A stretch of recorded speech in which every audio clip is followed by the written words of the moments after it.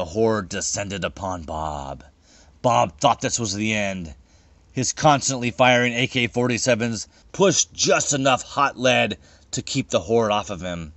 Then, in the horde of zombie faces, Bob saw his ex-girlfriend, and he blew her fucking tits off. She dropped to the ground, and from behind her emerged another familiar face. Adam. Adam was smiling, his face saying, "Look, Bob, I did it! I'm a basalt zombie!" Like he had achieved some strange life goal. Bob's AKs clicked again with no ammo. Adam saw this and stopped for a second and held out his arms, trying to stop the horde from advancing. It didn't do much, but it gave Bob the split second he needed to reload. Bob started firing again and turned like a turret, mowing down every zombie in front of him. Adam saved Bob's life, at least for a few more moments. Just as his new clips were about empty, he saw a hole in the line of zombies. With a few clean aimed headshots, he killed the last few zombies of the horde and saw daylight behind them. He could breathe, at least for another moment.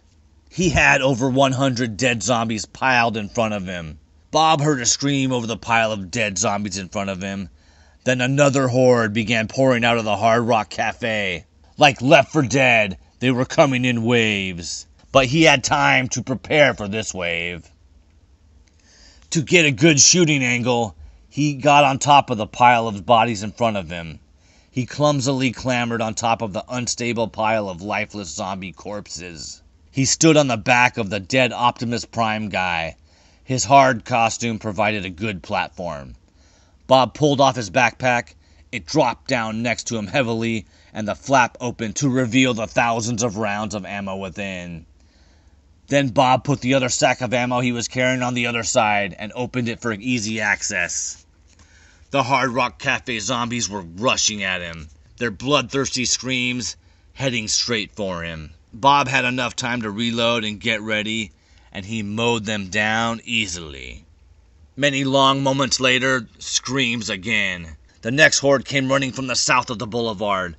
Closer to his position, they poured out of Hooters. This horde got pretty close to him before he finished them off. He tried killing the regular zombies before the Hooter Girl zombies. You know. Now he had a pile of dead zombies in front of him, higher than the pile he was currently standing on. He climbed on top of the higher pile, setting up shop on the tits-up bodies of a few Hooters girls.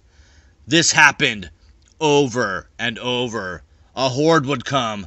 Bob would mow them down, then set up shop on the new higher ground of dead zombies. This kept happening until Bob was standing on top of a pyramid of dead zombies around 2 stories tall.